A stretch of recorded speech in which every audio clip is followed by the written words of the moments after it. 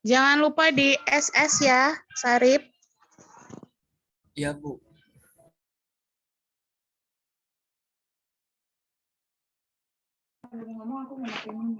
Bismillahirrahmanirrahim.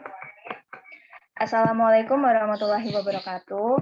Salam sejahtera untuk kita semua. Selamat pagi kepada Ibu dosen pengampu Ibu Dayu Rika Perdana MPD dan teman-teman semua yang ada di kelas. Puji syukur kita haturkan kepada Allah Subhanahu wa taala dan tak lupa sholawat serta salam selalu tercurahkan kepada junjungan kita Nabi Muhammad Shallallahu alaihi wasallam. Kami dari kelompok 2 yang terdiri dari saya Septi Israfiana sebagai moderator, Danu Wiranata sebagai pemateri pertama, Gusti Komang Yoga Armada sebagai presentator kedua, Mutiara Belkis Octavia sebagai presentator ketiga, dan saya Septi Israfiana sebagai presentator keempat. Pada hari ini kami akan mempresentasikan makalah kami yang berjudul Pancasila dalam Kajian Sejarah Indonesia pada masa Orde Lama sampai Era Reformasi. Nah, untuk presentator pertama yaitu Danu Wiranata, dipersilahkan.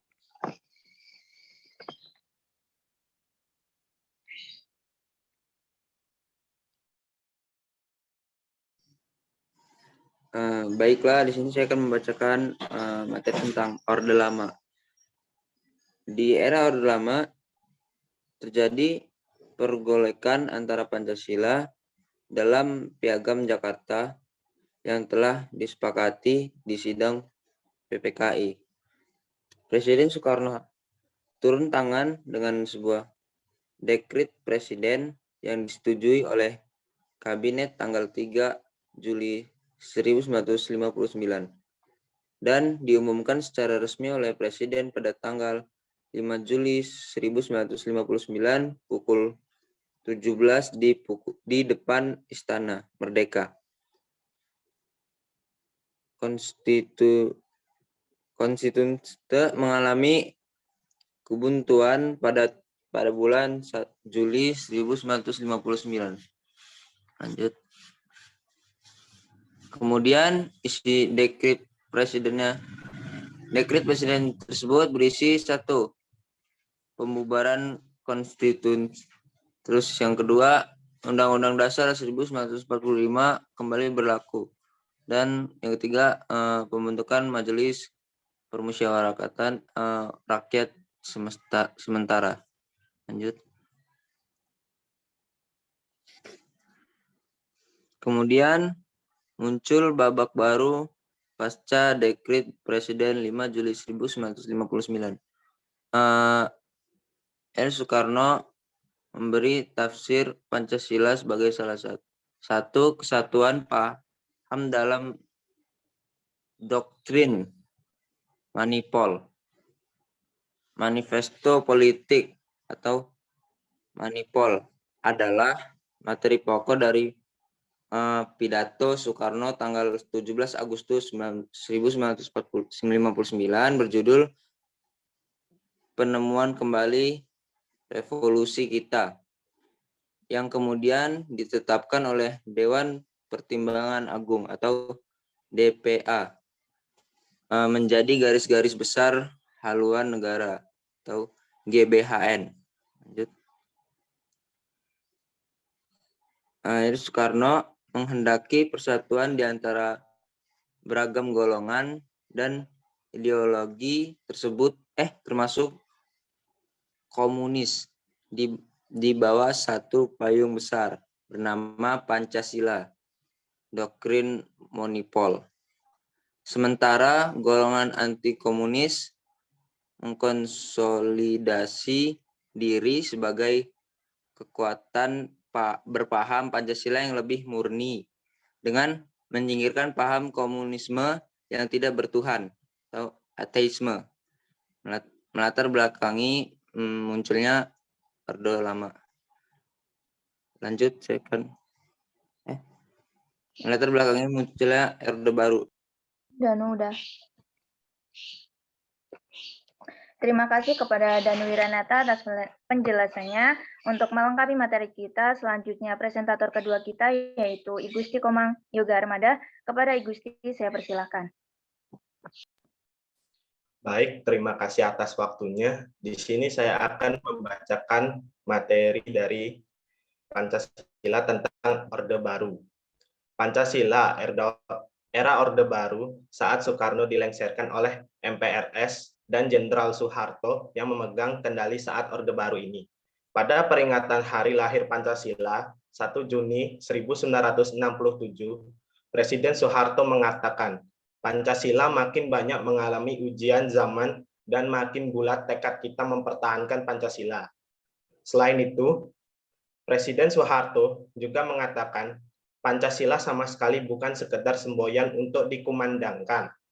Pancasila bukan dasar falsafah negara yang sekedar dikeramatkan dalam naskah UUD, melainkan Pancasila harus diamalkan. Next. Pada tahun 1968, Presiden Soeharto mengeluarkan Instruksi Presiden nomor 12 tahun 1968 yang menjadi panduan dalam mengucapkan Pancasila sebagai dasar negara, yaitu 1. Ketuhanan yang Maha Esa, 2. Kemanusiaan yang adil dan beradab, 3. Persatuan Indonesia, 4. Kerakyatan yang dipimpin oleh hikmat kebijaksanaan dalam permusyawaratan perwakilan, 5. Keadilan sosial bagi seluruh rakyat Indonesia. Dekret Presiden dimulai tanggal 13 April 1968. Next. Pada tanggal 22 Maret 1978 ditetapkan ketetapan disingkat TAP MPR nomor 2 MPR 1978 tentang pedoman penghayatan dan pengamalan Pancasila. Eka Prastea Pancakarsa. Ketuhanan yang Maha Esa. Bertakwa kepada Tuhan yang Maha Esa sesuai kepercayaan masing-masing. Menghormati sesama. Tidak memaksakan mengikuti yang kita ikuti. 2. Kemanusiaan yang adil dan beradab. Memiliki kesamaan terhadap segalanya. Saling mencintai. Menjunjung nilai kemanusiaan. Berani membela kebenaran dan keadilan. 3. Persatuan Indonesia. Rela berkorban, cinta tanah air, menempatkan persatuan di atas kepentingan pribadi. 4. Kerakyatan yang dipimpin oleh hikmat kebijaksanaan dalam permusyawaratan perwakilan. Mementingkan kepentingan negara dan bermasyarakat. Mengutamakan musyawarah untuk mufakat. 5. Keadilan sosial bagi rakyat Indonesia. Menjauhi sikap pemerasan, tidak menyakiti orang lain, tidak boros.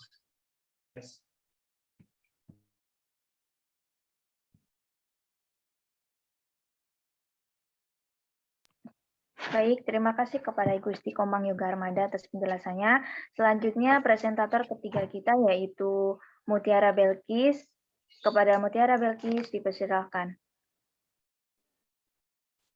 Baik, materi selanjutnya yaitu Pancasila hanya dijadikan sebagai legitimasi atau pengakuan suatu kekuasaan. Hal itu terbukti karena pada bulan Agustus tahun 1982, pemerintahan Orde Baru menjalankan azas tunggal, yaitu pengakuan terhadap Pancasila sebagai azas tunggal, bahwa setiap partai politik harus mengakui posisi Pancasila sebagai pemersatu bangsa. Adanya kesadaran dan timbullah gerakan masyarakat yang dipelopori oleh mahasiswa, cendekiawan, dan masyarakat itu sendiri sebagai gerakan moral politik yang menuntut adanya reformasi di segala bidang, baik politik, ekonomi, dan hukum.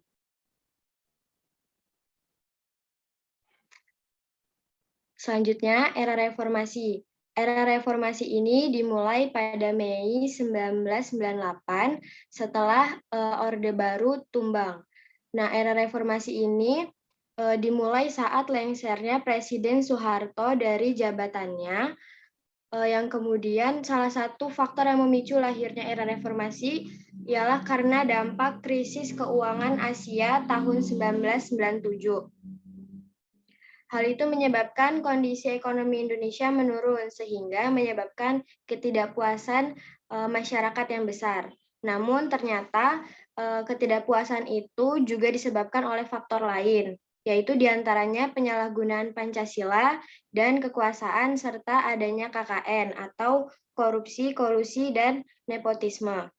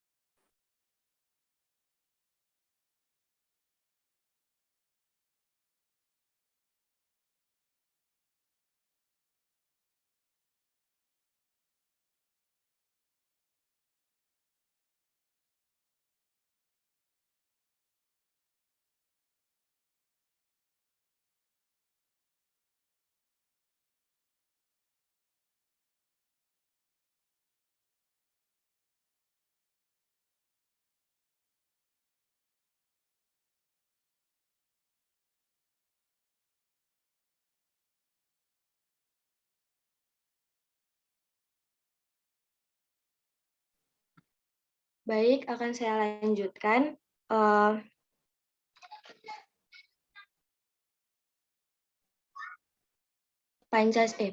Era reformasi disebut juga fobia Pancasila karena lunturnya nilai-nilai Pancasila yang terjadi di kehidupan masyarakat. Next.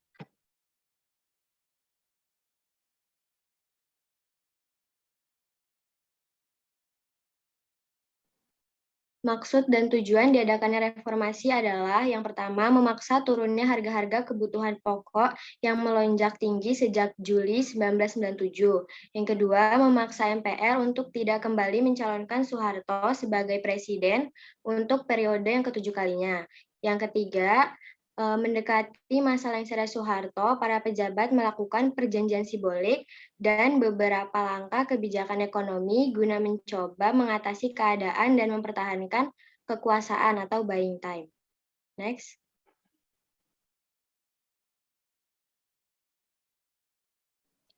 Dampak dari adanya era reformasi diantaranya yang pertama, adanya kebebasan menyampaikan pendapat setelah masa reformasi. Masyarakat bebas untuk mengemukakan pendapatnya. Presiden B.J. Habibie memberikan kesempatan bagi siapapun yang ingin menyampaikan pendapat, baik itu dalam bentuk rapat umum maupun unjuk rasa ataupun demokrasi. Namun, bagi masyarakat yang ingin melakukan unjuk rasa harus diwajibkan izin kepada pihak kepolisian untuk dan menentukan lokasi di mana demonstrasi tersebut. Hal ini karena mengacu pada Undang-Undang Nomor 28 Tahun 1997 tentang Kepolisian Republik Indonesia. Dampak yang kedua yaitu masalah duifungsi ABRI selepas reformasi dilaksanakan. Peran ABRI di perwakilan rakyat DPR mulai dikurangi secara bertahap, yakni dari yang tadinya berjumlah 75 orang menjadi 38 orang. Dan dahulu ABRI terdiri dari 4 angkatan, yakni Angkatan Darat, Laut, Udara, dan Kepolisian RI. Namun sejak 5 Mei 1999, Polri memisahkan diri dari ABRI dan berganti nama menjadi Kepolisian Negara. Dan istilah ABRI berubah nama menjadi TNI atau Tentara Nasional Indonesia. Yang ketiga, itu ada reformasi bidang hukum. Pada pemerintahan B.J. Habibie dilakukan reformasi di bidang hukum, di mana reformasi hukum ini disesuaikan dengan aspirasi yang berkembang di masyarakat. Karena hukum di Orde Baru tidak lagi dipakai di masa reformasi, alasannya karena Presiden B.J. Habibie ingin menciptakan hukum yang dapat menjamin keamanan perlindungan HAM atau hak asasi manusia. Untuk materi selanjutnya, saya kembalikan ke moderator.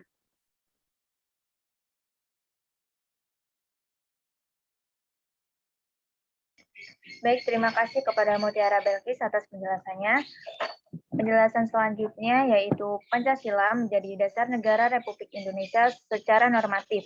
Hal ini sudah tercantum dalam ketetapan MPR nomor 18/MPR/1998 Pasal 1 yang menyebutkan bahwa Pancasila sebagaimana dimaksud dalam pembukaan Undang-Undang 1945 adalah dasar negara dari Negara Kesatuan Republik Indonesia yang harus dilaksanakan secara konsisten dalam kehidupan bernegara. Next.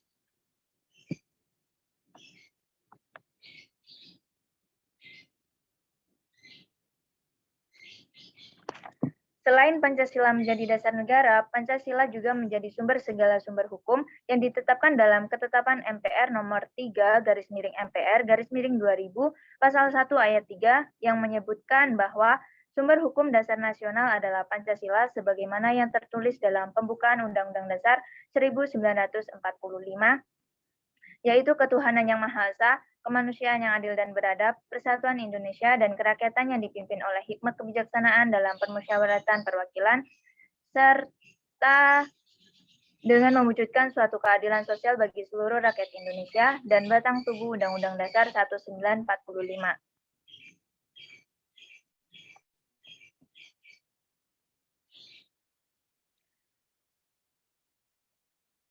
Next.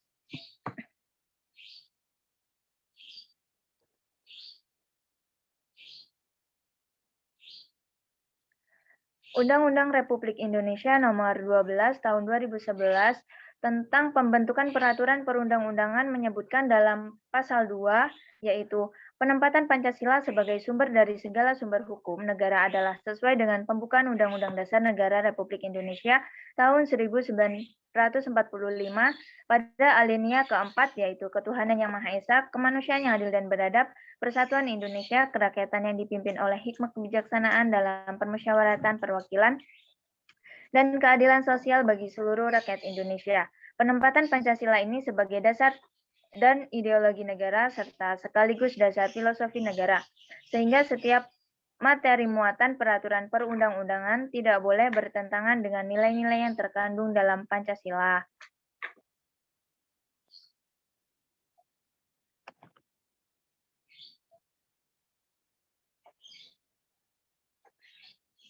Nah, adapun kesimpulan dari materi kita yaitu pada era Orde Lama, Pancasila dipahami berdasarkan pola yang berkembang pada situasi dunia yang waktu itu diwarnai dengan kekacauan dan kondisi sosial budaya berpusat di dalam suasana tradisional dari masyarakat terjajah menjadi masyarakat merdeka. Nah, penyebab munculnya Orde Baru ini terjadi dengan aksi pergerakan yang telah dilakukan oleh masyarakat. Pada era Orde Reformasi ialah era yang berlangsung dari tahun 1998 sampai saat ini. Salah satu faktor yang memicu lainnya era reformasi ialah karena dampak krisis keuangan pada tahun 1997. Nah, baiklah teman-teman, kita sudah mendengarkan penjelasan-penjelasan mengenai materi kajian sejarah Indonesia pada era Orde Lama sampai era Reformasi. Selanjutnya kita akan membuka sesi tanya-jawab melalui grup WA, dan ada 3 penanya yaitu Nur Malasari, Revi, dan Malia Rusyada. Terima kasih atas perhatiannya dan mohon maaf apabila ada kesalahan baik perkataan maupun perbuatan. Wassalamualaikum warahmatullahi wabarakatuh.